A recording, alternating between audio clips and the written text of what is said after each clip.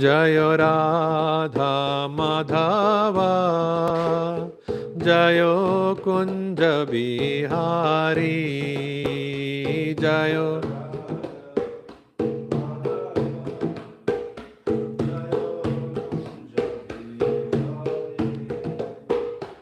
जय गोपी जन वल्लभा गिरिवरधारी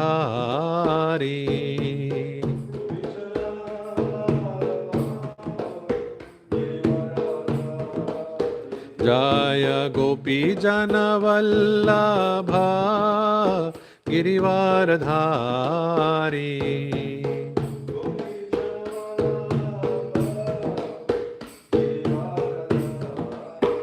यशोदानंदन ब्रज जन रंजना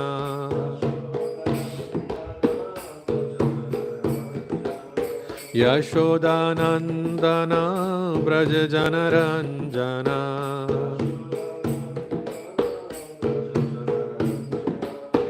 यमुना तीरावनचारी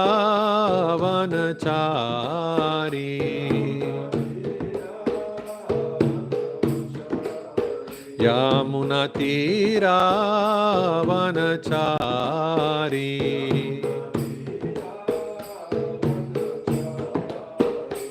जय राधा माधवा कुंज बिहारी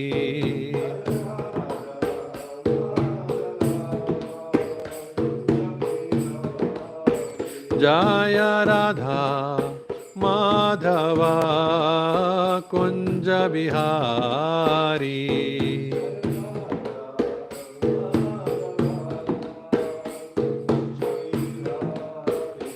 हरे Krishna Krishna Krishna Hare Hare Hare Ram Ram Ram Hare Hare Hare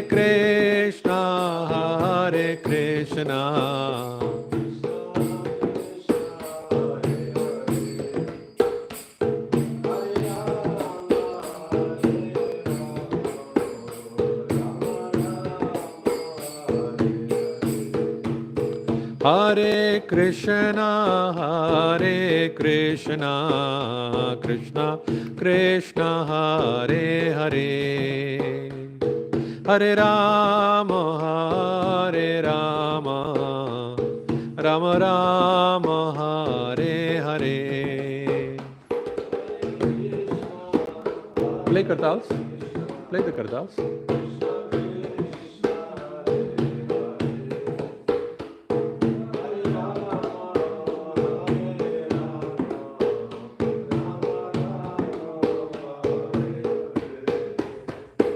Hare Krishna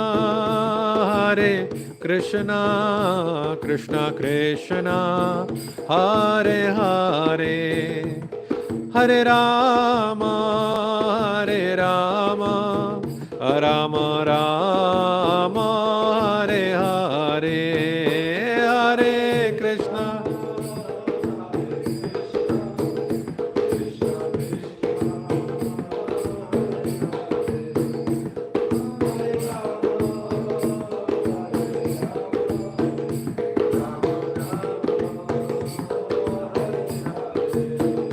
Jai Radha Madhav Jaya Radha Madhav Jaya Radha Madhav Jaya Radha Madhav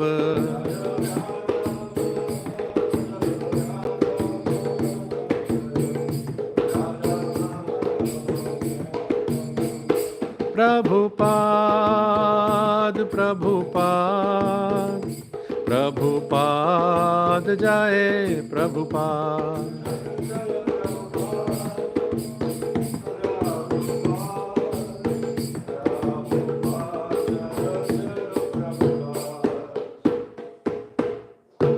Srila Prabhupada ki jai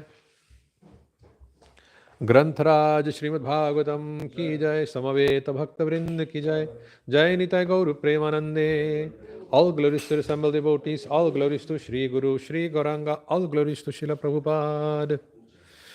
ॐ ज्ञानतिमिरान्धस्य ज्ञानाञ्जनाशलाकया चक्षुरुन्मिलितां येन तस्मै श्रीगुरवे नमः। तप्तकाञ्चन गौराङ्गी राधे वृन्दावनेश्वरी वृषाभानुसुते देवी प्रणमामि हरिप्रिये। नमो ब्रह्मण्यदेवाय गोब्राह्मणहिताय च जगद्धिताय कृष्णाय गोविन्दाय नमो नमः। ॐ नमो भगवते वासुदेवाय। ॐ नमो भगवते वासुदेवाय। ॐ नमो भगवते वासुदेवाय। नारायणं नमस्कृत्य नरं चैव नरोत्तमं देवीं सरस्वतीं व्यासं ततो जयमुदीरयेत्। नष्टप्रायेषु अभद्रेषु नित्यं भागवत सेवया Bhagwati उत्तमश्लोके भक्तिर्भवति नैष्टिकी। Welcome everyone. Today's Srimad Bhagavatam class. We are reading from the 7th canto, chapter 4, entitled Hiranyakashipu terrorizes the universe. And we are reading text number 38, which is on the screen. It goes as follows.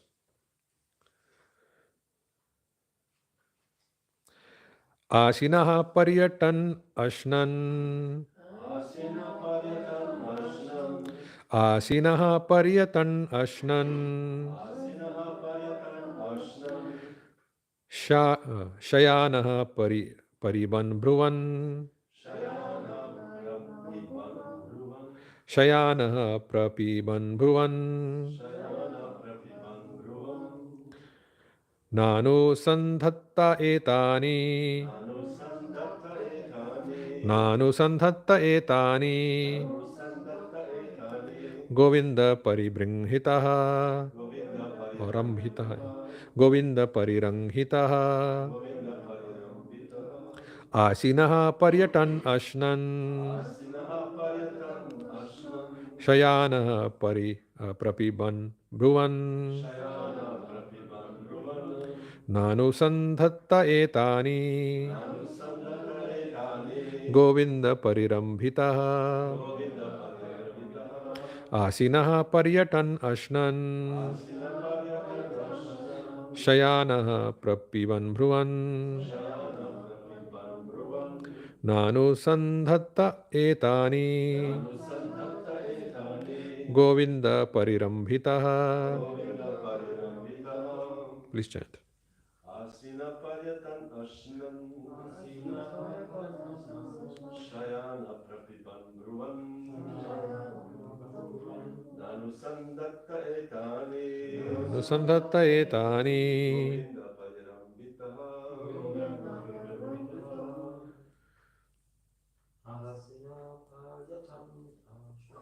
Asinan paryatan ashnan. Shayana pariban bhuvan. Etani. Govinda parirambhitaha.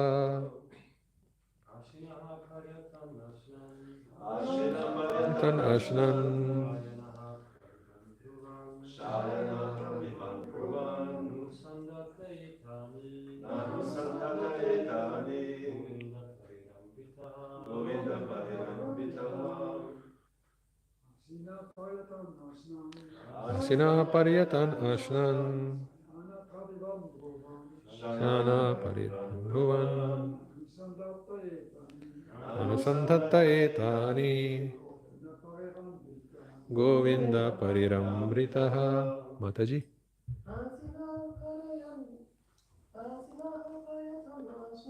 Asinaha paryatan ashnan. Shayana prapiban bhuvan. anusandhatta etani Govinda Pariramritaha Asinaha while sitting, Paryatan while walking, Ashnan while eating, Shayanaha while lying down, Prapiban while drinking, Bruvan while talking, Na not, Anusandhate new, Etani all these activities, Govinda by the Supreme Personality of Godhead who enlivens the senses. Parirambhitaha, being embraced. Translation and purport by Srila Prabhupada. Srila Prabhupada ki jai. Prahlad Maharaj was always absorbed in the thought of Krishna. Thus, being always embraced by the Lord, he did not know how his bodily necessities, such as sitting, walking, eating, lying down, drinking, and talking, were being automatically performed. Purport. A small child, while being cared for by his mother, does not know how the needs of the body for eating, sleeping, lying down, passing water, and evacuating are all being fulfilled. He is simply satisfied to be on the lap of his mother. Similarly, Prahlad Maharaj was exactly like a small child being cared for by Govinda. The necessary activities of his body were performed without his knowledge. As far as a father and mother care for their child, Govinda cared for Prahlad Maharaj, who remained always absorbed in the thoughts of Govinda. This is Krishna consciousness. Prahlad Maharaj is the vivid example of perfection in Krishna consciousness. Mugam karoti vachalang pangum langhayate girim yat kripatamaham vande Shri Gurundinatarinam. So, when we read this verse, we think, is it possible for me also to be so free and careless and no worries and live a life like this in Krishna consciousness? Because we have so many duties to do, we are responsible for so many things. But here it seems that Prahlad Maharaj had no worry at all, right? The Gita talks about this. It says, Prakrite kriyamanani gune karmani sarvashah ahankara vimodhatma kartaham iti manyate. And Krishna mentions all these activities which you see, which is happening in nature, are done by Prakriti. These are her kriyas, her activities. And she acts upon the living beings in three temperaments called gunas, mode of goodness, passion, and ignorance. And by this she influences the consciousness of living beings to act in certain ways. But what do the living entities think? Ahankara vimudhatma. Very foolish souls, they have a great false ego by which they think, kartaham, I am the doer. Aham karta, kartaham iti manyate. So Krishna is referring to this in the Gita. There's another one. Ishvaraha sarvabhutanam hriddeshe arjuna tishtati brahmayan sarvabhutani yantradurhani mayaya. That the Supreme Controller, the Ishvara, is sitting in everyone's heart. Where? At the Hridasthanam, here, this place. So Bhutanam Hriddeshe Arjuna tishtati. Or Arjuna is sitting there. And Brahmayan sarvabhutani, all the wandering of the living entities, going to and front, thinking, willing, feeling, all these activities are directed by him. Because the body is made like a machine, yantra, rudhani, maya, made by Maya, given by Maya. That body is given like a machine. And its wanderings, its directions are controlled by the Supreme Controller. So, we know this. Yes, we have these verses. We have heard these verses many, many times. But did we actually become convinced? And are we living in that consciousness that I'm not the doer? If you're not, then you have a difficulty in what Prahlad Maharaj was actually experiencing here. So that's the thing here. We read this, we heard the verses, and still we have this doubt, is it actually possible for me to also be like a careless, innocent child in the lap of Govinda? Is it possible? Who thinks it's possible? Great. It's possible. Yes, it is possible, but not yet. Not yet. Why not yet? Because you have not realized the Atma yet. And you're not living the consciousness of the Atman. Right? And therefore, your carelessness is not based on Atma consciousness, but based on neglect. And if you neglect, then the response doesn't come in the same way as you would desire. It is not coming from your nishtha, from your unbreakable faith in the Supreme Personality of Godhead.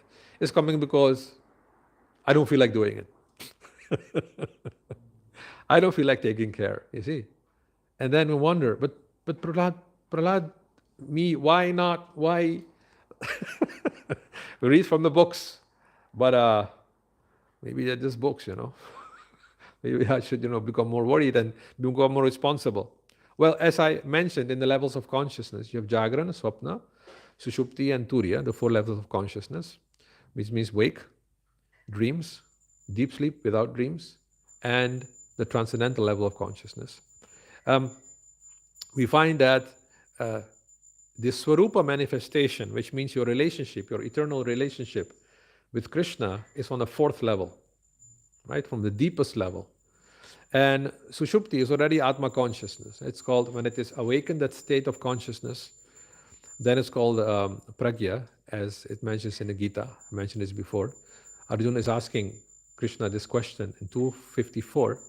Sthita pragyasya ka bhasha samadhistasya keshava sthitadhir kim prabhasheta kim asita vrajeta kim. O Keshava, what is, how is somebody's consciousness merged in transcendence? And specifically, Arjuna uses the word samadhi, samadhistasya keshava. So it is a state of consciousness where there is no interference of the mind and no interference of the body. So body, mind are not, they actually switched off in Sushupti.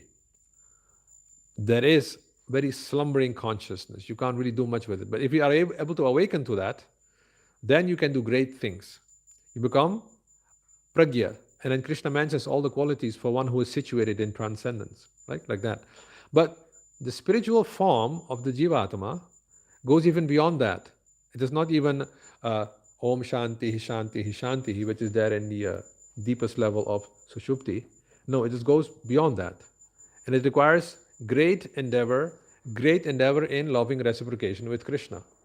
And once that relationship is re-established, then there are promises which Krishna gives regarding your maintenance. You don't have to worry, etc., etc. I'll come to that later.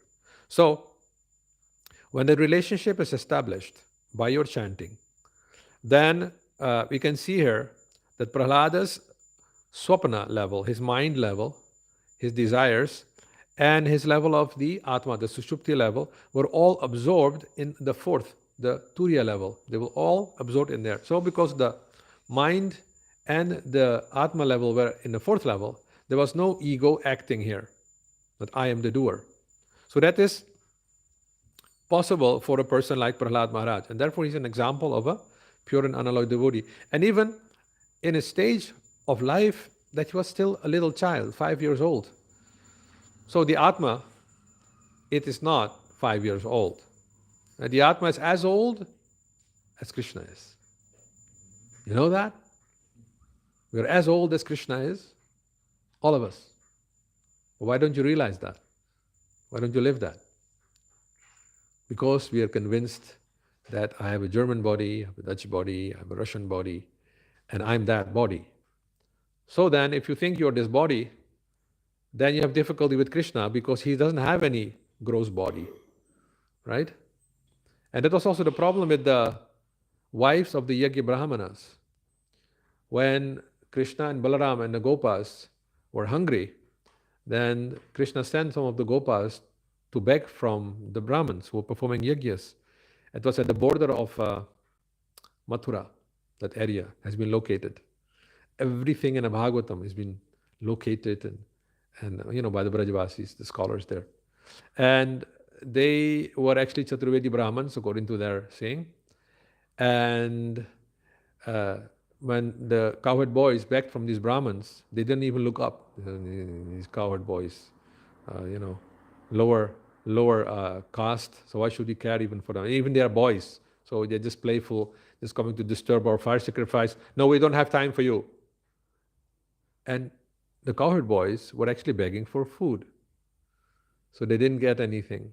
So this, disappointed, they went back to Krishna and Balaram, saying, see, this is how the Brahmanas reacted. Say, okay, now go to their wives and see how they react. And the cowherd boys went to beg from the Brahmins' wives. And as soon as they heard that Krishna and Balaram are hungry, immediately they loaded full baskets with fruits and everything and vegetable and cooking everything. And they went without the permission of their husbands. Because in Vedic society, it was very strict, that you cannot cross the fourth, like chowkhut, as I mentioned before. Previously, the doors were made of four pillars. Also on the ground was the fourth one. Two, third, and that's the fourth one. Nowadays, they've taken away the other one, the lower one. So cockroaches come in and all kinds of things come in, especially in tropical countries. But we have something now, dangerous chemicals. Right? The whole problem can be solved by putting a fourth piece of wood. Right? That's the chowkhut. And if that is stepped over by the wife without a permission of the husband, she's not allowed to return. She has crossed the border. That's the border, chowkhut. So the wives of the Brahmins did that. Their husbands didn't give them permission to go, but they went because they felt these boys are hungry and we cannot tolerate little boys being hungry. I've noticed that even in our family. My grandmother was like that. Even my mother is still like that.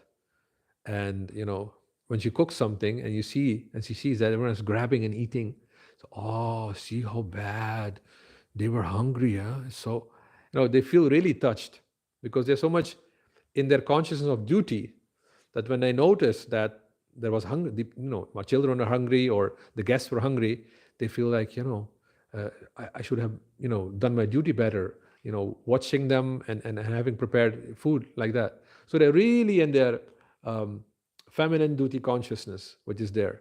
And you get this reciprocation also. Same with the Brahmin woman. They cannot tolerate anybody being hungry because it's their duty to feed society. Or just like Madhavendra Puri, he came to the Govardhan and he was sitting under a tree fasting. So then the women saw him, that he's not begging. He's a sannyasi. If he comes, I will give. But Madhavendra Puri was not begging. So they told one little blue boy, come here, give him this pot of milk. And that blue boy with the stick went to Madhavendra and he says, listen, my dear Sadhuji, please take this and drink. It is a cup of milk. He said, how did you know I was hungry? He said, well, I didn't think, but these ladies there, they told me to bring you here. Because in our village, nobody goes hungry. And since you're not begging, then it is our duty to come and give you. So, okay. He said, drink this milk, and in the evening I will come to take my clay pot. But he never came in the evening. And Madhavendra Puri, at the end of the night, he was almost a little bit falling asleep, and he had a dream. That same little boy came. He said, listen, I'm Gopal. And out of the fear of the Muslims, the Mughals, the pujaris have hid me under the bushes here. Take me out and give me a bath and give me food. Anyway, the point here is that in these traditions, then the ladies are very much careful for their duty, that they can't tolerate hunger. So the wives went to Krishna and Balaram, and they gave all the food, and Krishna and Balaram were very happy with them. But then they started quoting Shastra. He said, listen, we are Brahmin ladies. And you have said, if somebody surrenders unto you, you protect them. Now you have to accept us as your companions in the conjugal rasa. So Krishna was looking at them. He said, what kind of ego is this? You think you're Brahmins? Okay. If you think you're Brahmins, then I think I'm a Vaishya. And it cannot mix. If you had come without any ego, sarvapadhi vinirmuktam tat paratvena nirmalam. If you would have come here as as an Atma, free from any kinds of ego, then I would respond it to you as Govinda, as the Supreme Paramatma, and I would accept it you. But you still have some ego here, that you're Brahmins. So then, yetham mam prapadyante tam sadhaiva bhajamiham. As one surrenders unto me, so I reciprocate. So please go back to your husbands. So no, we cannot go back anymore because we came here without their permission. They will not accept us anymore. So no, don't worry. You came to associate with me, and I'm the supreme Brahman, the origin of all these Brahmans, right? Brahman comes from Brahman. So when you go back, by your effulgence of having associated with me, they will be very impressed. They will accept you definitely. And that's what happened. When the wives of the Brahmins went back, these Brahmins doing sacrifice, they realized, in the fire we are evoking the Supreme Brahman Krishna to eat. And now he personally came and we could not recognize him. What kind of Brahmins are we? And these women, they went, they understood him. And look how they are, fully self-realized, effulgent. Dhikkar. Dhikkar means fie on us. Fie on us. That's how it ended because of this bodily consciousness. Like that. So, if one is still on the level of ahankara, thinking that he's something else than his atma, swarup, there are two levels of this. There is this shanta, the shanti, shantarasa, the brahmavadis have appreciation, but they don't want to do any service. Whereas the shantaras in Golok is full of service. Like the cows, the trees, they all do service, though they're in shantaras. But there's another kind of shantaras where people just sit and meditate and they are appreciating, but they're not doing any service. So, the point here is, if there is still some ahankara, the relationship is not fully established. So it turns here that Prahlad Maharaj's relationship with Krishna was fully established on the Turiya level, on the deepest level possible. And when that happens, then Krishna says, and for those who are so deeply absorbed, I give a promise. Ananyas chintayanto mam ye jana paryupasate tesham nityabhiyuktanam yogakshemam vahamyaham. One who is so absorbed in me all the time. Ananyas chintayanto mam. Don't think of anything else. Ananyas chintayam ye jana paryupasate. And those people who then worship me in that state of consciousness. Tesham nityabhiyuktanam, because they are always engaged doing this. They have no time for maintaining themselves because they're always absorbed in me. Yogakshemam vahamyam, because of the link with me, I give them everything what they need. Krishna maintains. See? So it is true, but it is a very high level of advancement. I'm going to point this out more. So, because he has promised, ye thamam prapadyante tam sadhaiva bhajamiham, mama vartmanu vartante manusya partha sarvashaha. And just like the wives of the Brahmins, they were very elevated. To see Govinda and Balaram in their original form is not something cheap. But there was a little fragrance of, we are Brahmins. You have to follow our command. We take us at your lotus feet. Otherwise, if you still have some, if you're still not fixed on the Turiya level, but on the level of Sushupti, which is the level, causal level, the border, then you're not fully in the spiritual realm. So then I cannot respond the way you desire, unfortunately. So go back and become more advanced. So, but either one knows it or does not know that Krishna is the ability in man, and that the power of one's legs is coming from Krishna, that the power of digestion is coming from Krishna, the ability to speak, that all these are directed by the Supreme Lord. Even if one does not know this, still it is like that. He's directing everything. So, one can think, oh, Prahlad was very careless. Oh, he was not careless. He was very careful, but on a higher level. And when he is, one whose level, his attention is on the highest level, then the lower levels are taken care of by Krishna. It took Arjuna some time to realize this. Arjuna was appointed when all these Yadavas left the planet, and Krishna also. Then there were the main queens, they commit sati, which is the chaste woman.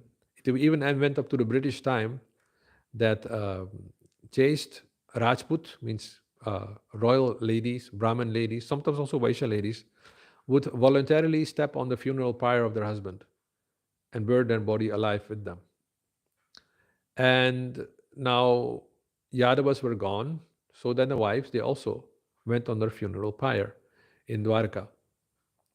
So then, not all of the wives did that. The main wives, Satyabhama, Rukmini, they all commit sati. But there were many other wives which were gotten from this Banasur, not Banasur, what's his name? What kidnapped? Narkasur, yes. It is Narkasur or Bhaumasur is his name also, who is actually a son of Krishna. Do you know that? Bhaumasur is the son of Krishna. How he was born? Bhaumasur was born by the touch of Varahadev to Bhumi, when Varahadev was lifting the earth on his snout and into tusks. By this, Bhumi became pregnant. And then Krishna saw he's a demon because in a moment of tamas he had procreated. And he wanted to kill. And Bhumi said, why are you killing him? He didn't do any offense. So, okay, only when you tell me to kill him, I will kill him. Because Krishna could see the future. He would kidnap 16,000 princesses. So therefore, he took actually Satyabhama with him, who's an incarnation of Bhudevi. And when this Bhaumasur wanted to throw the trident, the invincible trident, to kill Krishna on the Garuda, then she said, kill him! And immediately, before the trident could even be released by his hand, the head was already cut off. So these are the things that happen, is that this Bhaumasur was actually a son of Krishna, and he got liberated in this way.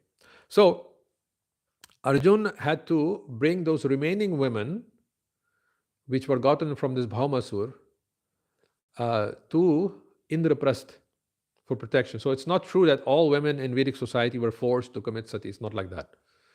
You can choose. It's voluntarily. You can spend your life as a widow, and a widow's life in Vedic culture means very much like a brahmacharya life, and doing all kinds of austerities. It's like retirement from a grihastha life. And the main Ranis, they commit sati. They went into the funeral pyre and they burned their bodies. But then, as he was going from Dwarka to Indraprastha, Arjuna was attacked by a group of cowherds with just sticks.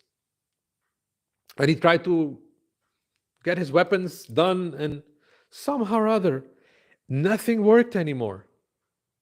And that same Arjun, that great Gandhidhari Arjun, was defeated by some cowherd men with little sticks.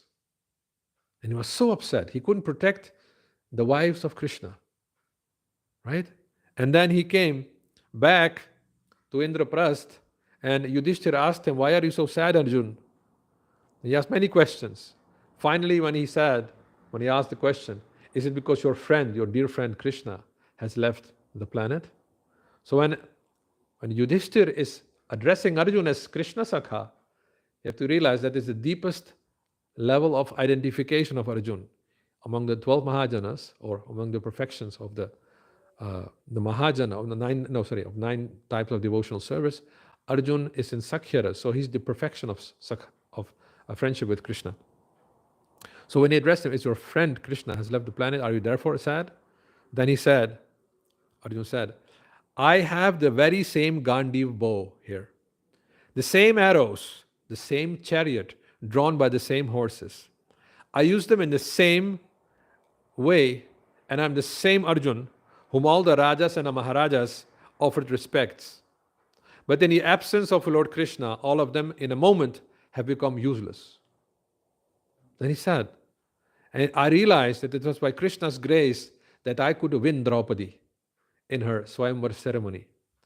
The Rajkumaris, the princesses of those times, now things have gone, there's no more Swayamvaras in Bharatadesha, but Swayamvar means Swayamvaratiti Swayamvara, in a ceremony where the princess chooses her own bridegroom. And it is not like nowadays people go into the city, go to some bar or some nightclub and find their mate. It's not like that. In a Swayamvara, the father, he knows the chart of the daughter, and he gets all the astrological charts of the princes. And then he checks who are fit, and only they are invited. So maybe like 200, because generally the natures and their not intermixing, this rule was very much followed in Vedic times. So it was easy to find a befitting match. And if somebody would not match, he was simply not invited. Like that. It was like that. It was not a completely open assembly. You're allowed to come and sit there, but you're not allowed to participate in wearing the garland which the princess gives, right? Otherwise it won't fit. So these things were already done, all this before the Swayamvar starts. And Maharaja Drupad had put a great condition that you see that on the ceiling there is a spinning fish, or sometimes it's described it's a pole upon which a fish was spinning. And somebody has to pierce that fish in order to gain the hand of my daughter Draupadi. Oh, that's easy. No, it's not so. You're not allowed to look at the fish. You have to look in the reflection of the fish and then point, right? That is not easy at all, right? And Arjun, he managed by looking in the reflection and pointing out, he pierced the fish, which then fell to the ground. The Mahabharata gives another version, which is very interesting, is that in the arena, there was like a drone, a vimana was made, which flew up. And inside, there was a target, which was not visible. It only became visible sometimes and sometimes not, because there's a propeller under that vimana. You can imagine a drone with 4 of that, and on top is a beautiful dome-like structure, and in that dome structure, there is a target. And below, there is a spinning wheel, which sometimes makes the target visible and sometimes not. So this is another kalpa in which the similar thing had to happen, and Arjuna was able to shoot that drone down and win Draupadi's hand. But in this version, we feel Bhagavatam is the fish which has to be pierced. And now he realized all that glory came because Krishna was with me, right? He said, it is because of him that I could fight with all the devatas during the Khandava forest burning episode. This Khandava, I spoke it a few lectures ago about this Khandava forest, was that Krishna and Arjuna were approached by a Brahmin, very tall and effulgent Brahmin, but he had very strange hair. His hair was like smoky, he had smoky hair. So he cannot be an ISKCON Brahmin, because ISKCON Brahmins don't have a hair like that. So then he explained, when he got the agreement of these 2 Kshatriya princes, Krishna and Arjuna, that they would feed a Brahmin. So what's the point? What's the difficulty feeding a Brahmin? Then he explained, I don't need ordinary food. I'm Agni. And I have got indigestion. Why is that? Because one king, what was his name? I think it was King Samvaran. I'm not sure about that. He, for 12 years on a stretch, was doing swaha, swaha, swaha with many Brahmins. He would do yagyas, which last for 12 years. And he had made a yagya in which, for 12 years on a stretch, there was a continuous flow of ghee in the fire. And Agnidev had eaten so much ghee that he was losing his luster. So he went to Brahma. And when Brahma saw it, first he laughed at him. What happened to you, Agni? So, well, I have indigestion. I can't burn anymore. Please find a cure for me. So Brahma first laughed at Agni. He's eating all the oblations and the fire sacrifice, and now he got indigestion. He said, okay, go down to earth. There have Narayan Rishi have incarnated as Arjuna and Krishna, and they're extremely powerful. Your cure is that you have to eat the entire kind of a forest with all its inhabitants, snakes, birds, everything. Then only you can get cured, right? So Agnidev went, and he tried many times without the help of Arjuna and Krishna, and it didn't work, because Indra would come in and start raining there. Why? Because his friend Takshaka lived there also, that snake who bit Parikshit Maharaj. So this time he came again and he begged for food. Arjuna and Krishna agreed. They said, okay, what do you want to eat? I want to eat the Khandava forest. And they had to protect Indra, the Agnidev from Indra's rain. And Arjuna was able to do that. And as lightning, he faced thunder. Jai Gauranga Dalnitai ki jai. Then when that didn't happen, then Arjuna asked for all the devatas to join him and try to fight. And still they got defeated. Then finally Brahma, he spoke in an Akashavani, a voice in the ether, that listen, these are Nara Narayana Rishi, you can't win it from them. They're extremely powerful. It's better for you to leave and go back to your Swarga. And Arjuna saw how all the devatas were going to Swarga and he claimed victory. So that was because of Krishna, Krishna's power, he realized now. And it was by his grace that Danava built a beautiful palace for Maharaj Yudhishthir. That palace had all the facilities.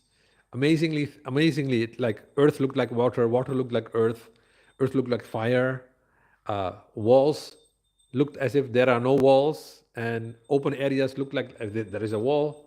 It was so amazing. Everything was, the qualities of the elements were being intermixed by this Danava.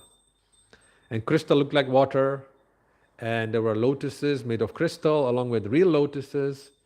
And even sometimes the kings would go to get that lotus and it would fall into the water, thinking that that was crystal. So such kind of amazing things Danava had made, which was a great cause of envy for Duryodhana. So it was built by the order of Krishna. And it was by his power, Arjuna says, that I realized that Bhima could kill this Jarasandha, who was otherwise invincible. Because Jarasandha was a person who had two Atmas in him. He isn't one, he was two. Because he was born in two halves. And by the doings of this witch called Jara, the two parts were joined. So then he was two in one. And therefore nobody could kill him. So he had to be split apart again. And Bhimsen could do that by the power of Krishna. And then he said also, I realized that it was because of him that we were saved from the curse of Durvasa. What happened is that Draupadi had got a wooden pot from Suryadev. And the reason for that is that Yudhishthir wanted to feed the Brahmins also in the forest, but they didn't have any possessions. They were ostracized. So how will you feed all these Brahmins? They wanted to remain with Yudhishthir. That no, we take care of our own food, but we want to be with you, the emperor. You're Dharmaraj. How can we give up your association? He said, no. I have to feed you. That's my duty. So he worshipped Suryadev, and by this, Draupadi got a wooden ball, and Suryadev said, as whatever she cooks, it has to go into that, and then you can distribute unlimitedly. Akshay Patra. Until she has eaten. So Duryodhan, he was hosting Durvasa Rishi with his 10,000 disciples. And then he begged from Durvasa Rishi, please go and visit my brothers also, the 5 Pandavas who live in the forest, and bless them with your appearance. Especially go when Draupadi has eaten. Then you should go. He was such a rascal. Because in the forest, after Draupadi is eaten, how will you cook again? And there was so much terrified Durvasa Rishi, who is very easily angered because he has a lot of ego. He's an incarnation of Rudra. So she begged Krishna, you please help us. Who could think ever that in the kitchen of the emperor of the world, there would be some fear of feeding some Brahmins? And that the empress of the world would be completely terrified for the sake of feeding of some Brahmins? It was amazing how destiny works. And then Krishna appeared. He said, is there any remnant left there? There was one grain left. So then, okay, you eat half and feed the rest to the entire universe. And Krishna ate it. And the entire universe was satisfied because in his belly is the entire universe. And all these rishis which came with Durvasa, all of a sudden, boom! Are you sure? I'm so packed and full. You told them to make prasad ready. How are we going to eat? I'm falling asleep, Krishna's very clever. Yogamaya. After eating, Brahmanas like to sleep, right? So, no. Let us go. Otherwise, we become insulted, by Yudhishthira. Yudhishthira will feel insulted by us. So in this way, Krishna saved the whole thing. Otherwise, you would have been cursed by Durvasa Rishi. So Arjuna is realizing it was Krishna doing all this. It was by his grace that I could please Lord Shiva and attained his Pashupata Astra, his divine weapon. And because of that, I had full entrance into the heavenly planets, and all the devatas, they gave me their own weapons. It was because of him that I could enter into Swarga with my self-same body. Nobody can go to the heavenly planets in a self-same body. There was a king in the past who tried. His name was Trishanku. And he wanted to go to Swarga in a self-same body. So he approached the sons of Vasishtha. Actually, first he approached Vasishtha for that. Vasishtha said, it's not possible, Maharaj. Everyone who wants to go to Swarga has to change his body. Swarga is not meant for that kind of things. So what he did, he went to the sons of Vasishtha asking for the same thing. He said, not possible, Maharaj. He said, first your father says no, and now you says no. What? You first went to our father, he already said no, and still you come to us? They cursed him. He become a Shudra. You don't obey the Brahmins, then you become a Shudra. So all of a sudden his golden bracelets, his nice beautiful golden collar became the color of copper, like a Shudra. But he didn't give up. He was very determined. He went to Vishwamitra, who felt himself as an opponent to Vasishtha. He said, my dear Vishwamitra, Vasishtha has said, Vasishtha, what did he say? No, he was like, he said that it is not possible for me to go to Swarga in a self-same body. I will send you to Swarga. I will show my power. So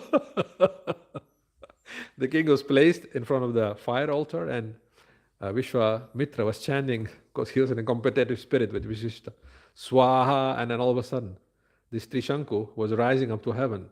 Swaha was rising further and further and further. Then somebody called, hey Indra, there is a Shudra coming to Swarga. You do something. And he said, what? And he fired his thunderbolt, and he was going down. So, Vishwamitra, I'm falling. Vishnu said, oh, okay, Swaha, again, he was going up. And then he was going put back. And in this way, he was going up and down. So then, finally, it was decided, listen, it is not possible to go to Swarga in a self-same body. Then a special heaven was created by Vishwamitra for Trishanku. And it's still famous under the name Trishanku Swarga. Trishanku heavens. So the Devata said, let these planetary systems be outside the original created planetary systems, otherwise astrology will come into danger. It won't work anymore. So that Trishanku heaven is still there. And Trishanku is like hanging upside down, like in the constellation, it's there. So that's the thing. Nobody can go to Swarga in a self-same body, but Arjun could. Right? And he says that by his grace only I could cross over the Kaurava army containing so many invincible personalities like Bhishma, Drona, Karna, and Shalya. Bhishma was a personality, nobody could kill him unless he desired to give up his body. So how will you conquer such an enemy? Plus he's a great hero, plus he has the knowledge of all weapons. Invincible, that is Bhishma. Then you have Drona, who's the actual teacher of Arjun. And he has all the weapons also. He also has the Brahmastra, so he's invincible. Then you have Karna, such a great personality, son of the sun god, also having all the knowledge of the weapons, plus he's a disciple of Parashuram. I could have never conquered them. It was only because of Krishna that I could conquer them. And they discharged invincible weapons, weapons which cannot be countered at my chariot, at my personality. But not even a hair was broken because of these weapons. And it says like that the chariot which Arjuna was driving on, Krishna's as a driver, it was still remaining intact because Krishna was sitting there. Otherwise, the Agneya Astra, Brahmastra, everyone shot so many invincible weapons on the chariot where it didn't break. So that's the power that Krishna was there. Then he says, finally, just as Prahlad remained unaffected by the weapons of the demons. See, so he compares, it goes back to this story of Prahlad Maharaj. He was unaffected by the demons. So he realizes it is because of the mercy of Krishna and nothing else than the mercy by which everything can happen like that. So the same way, when the grandson of Prahlad Maharaj, Maharaj Bali, was asked for 3 steps of land by Vamana Deva, Then his Guru Shukracharya, he expressed a similar doubt. Because he said, Shukracharya has the vision to see the reality. He said to Bali, you have promised to give him 3 steps of land in charity. But then when you will give it, he will occupy the 3 worlds. You are a rascal. You do not know what great mistake you have made. After giving everything to Lord Vishnu, you will have no more means for livelihood. How then shall you live? He will take all your money, your bank balance. Then, how will you live? So this is the argument, and this is the feeling when you read this. Am I able to carelessly live? Eating will happen automatically, drinking will happen, sleeping will happen automatically. Can we live carelessly like this? Is it possible? If you have Shukra Acharya consciousness, then no, because he's rebelling against Bali Maharaj. He says, learned scholars do not praise that charity which endangers one's own livelihood. Charity, sacrifice, austerity, and fruitive activities are only possible when one is competent enough to get his livelihood. Right? So only then you can be pious. So whatever happens, maintain your money. Otherwise, no more charity, no more piety can be done. You need money for that. It's valid, isn't it? This argument. No temple can run without money, is it? Is it not? Do ISKCON temples run without money? Right? They run with money, right? So here, Shukracharya is right, isn't it?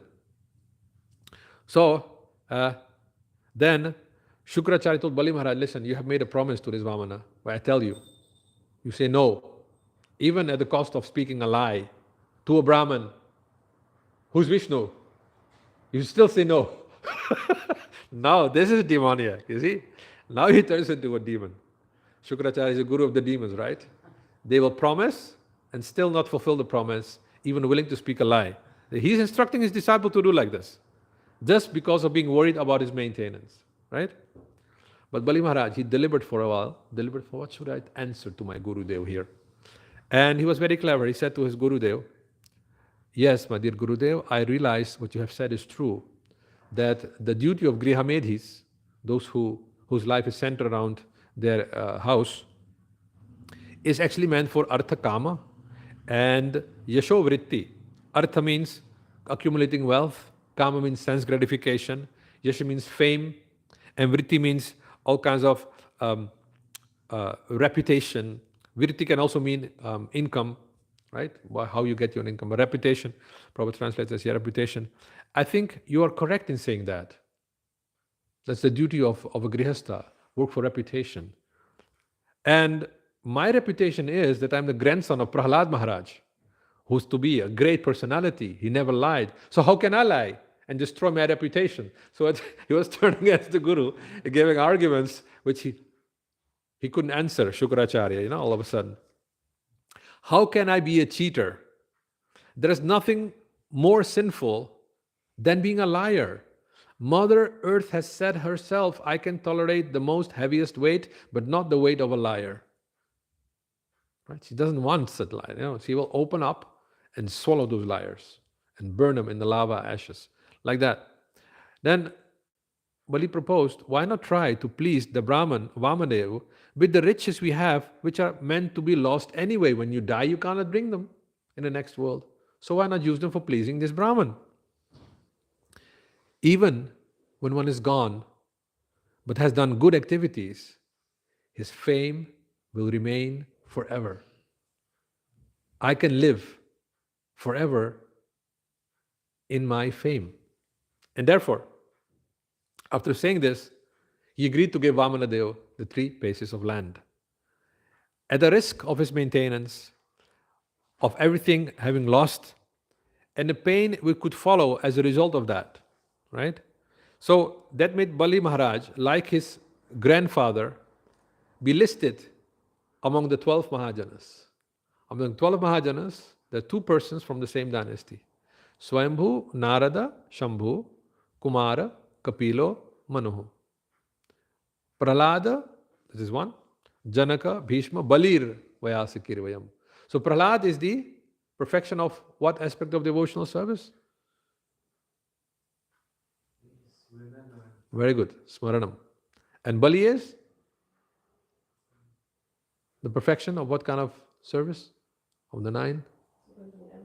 Everything. Atma Nivedanam.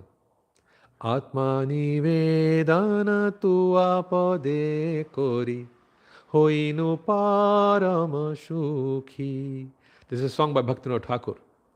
He sings, like with so much elation and so much happiness. Atma Nivedana tu apade kori. Since I've surrendered everything to your lotus feet. Hua mai parama shukhi. I become supreme happiness, supreme bliss I got. Dukkhe dure gelo chinta na rohilo chaudike anand dekhi. No more sadness, no more worries. In wherever direction I look, I only see happiness, happiness, happiness. So this is what actually Prahlad is experiencing here. So now, Bali Maharaj gained eternal fame by risking his maintenance and also risking his guru, curse from his guru. He actually got cursed. He said, because you didn't listen, you will lose all your reputation and your fame as the king of the demons. And that happened. He lost everything. Vamadev took everything. He said, Bali, you're a liar. You said 3 pieces of land, right? With 2 pieces, I took the whole universe. Where is the third one? You couldn't fulfill your promise, so I will tie you up and you go to jail. Then, you see, Bali's Atma Nivedana, his full surrender up to the level of the Atma, right? Got Brahma to plead for him. And Brahma came there. He said, my dear Lord, I know that you wanted to punish Bali, okay, but don't you think his punishment has already been completed? Because didn't you say in the Gita, Patram pushpam phalam toyam yome bhaktya prayachati tadam bhakti upaharitam ashnami prayatatmana. One who offers me a leaf, a flower, and a little water, I accept it with bhakti. Did Bali not offer a little bit more than that? The 3 worlds, the 3 planetary systems he offered. So are you not pleased? And then Vamanadev, he actually agreed. He said that because of his great tolerance, I have given him a planet, a place, not obtainable even by the demigods. He will become Indra, the king of heaven, during the Savarani Manvantara. And until Bali Maharaj achieves the position of Indra, he shall live on the planet Sutala. Vishwakarma made their buildings and palaces according to my orders. And because it is especially protected by me, it is free from all disturbances. Because in Swarga, the Devatas have disturbances. The demons can attack. But in Sutala, no disturbance. Because personally, Vamanadev is standing there as a doorkeeper of Bali Maharaj to protect him, his enjoyment. So Bali, you may go there and live there peacefully. So you may go to Sutala, which is desired even by the demigods.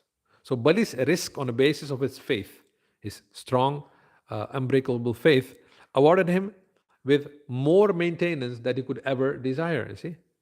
So here we find a similar thing which Prahlad Maharaj, but it requires such reciprocation because Krishna only reciprocates when your bhakti is completed, and that means when you realize your full swarup. Then these things are done. Before that, yes, he might not, and then devotees complain, they might lose their faith. So it depends on how deep your relationship is. So at this time, I end here. Any questions? Comments? I may just have a question. The woman who goes to enter the fire, the fire that's called Sati. Yes.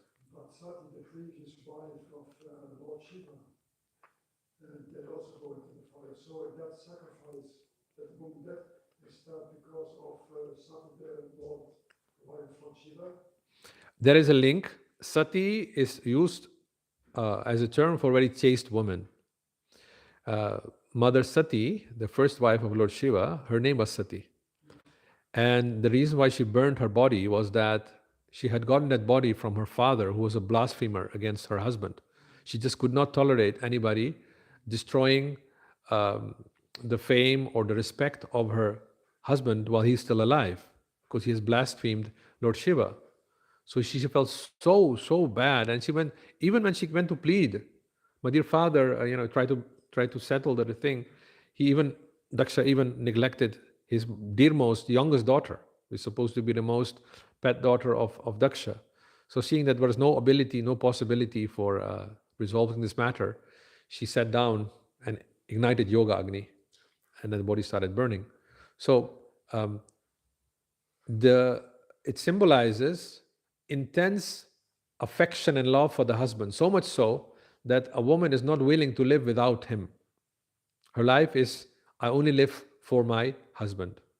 That's the act of sati. Extremely chaste woman can do this. So in the past, we have seen, if you go to Rajasthan, especially Rajasthan is famous for that, there are these ancient forts, like Amber Palace Fort, and there is a Chittorgarh Fort. And if you go to the places where the Ranis jumped into the fire, then they have carved their handprints and they're being worshipped even nowadays. Because a woman committing such an act, she can even pull out her husband out of hell and bring him to Swarga, like that. So it is a state of consciousness which is extremely rare in Kali Yuga. Extremely rare. But still we have seen these kind of things.